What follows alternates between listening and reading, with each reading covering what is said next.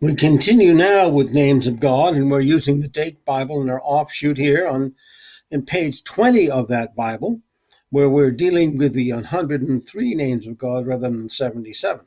Now,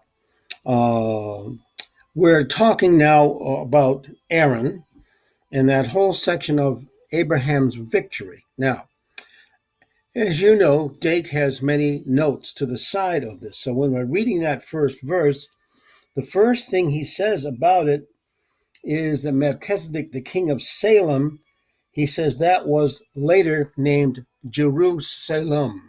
So the king of Salem was Jerusalem at that time, which it wasn't yet Jerusalem. Okay. Then, when we're talking about bringing forth bread and wine, listen to what Dake says in his note about that. He says, "These are the emblems of the Lord's Supper, showing that Melchizedek and a patriarch were fully understood the doctrine of atonement." So that's Melchizedek.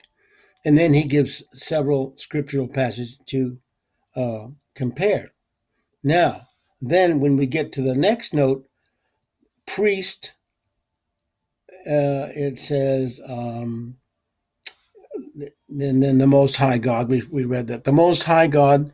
Now, this is in Genesis the first time that word happened. So here's what it says. Hebrew, El Elyon, El-Elym, Most High God, first occurs in this chapter, verses 18 through 22. Signifies strong, first. It is the title that shows God to be the mighty one, the first cause of everything, the possessor of the heavens and the earth.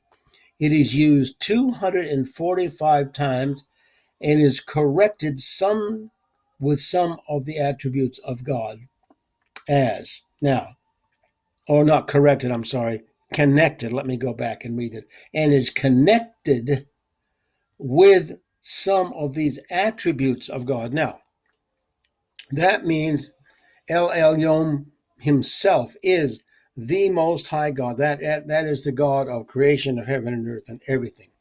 That's the highest example in the Hebrew language of God, and that's what we're dealing with here. Now, what's interesting is it says here, Melchizedek of Salem brought forth bread and wine, and he was a priest of the Most High God. Now, how could Melchizedek be a priest of the Most High God?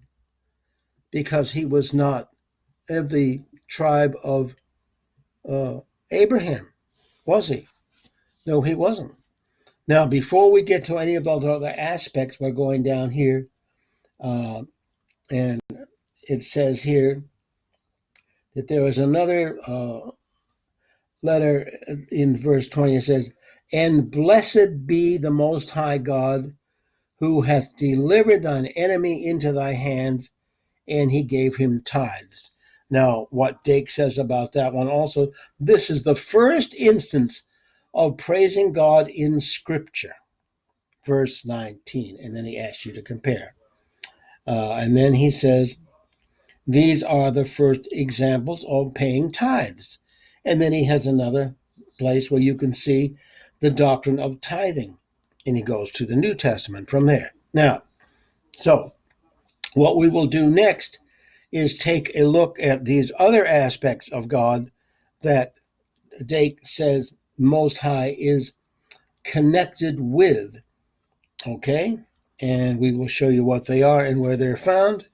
So that will be next. This is number 7. It will be saved in the seminary folder.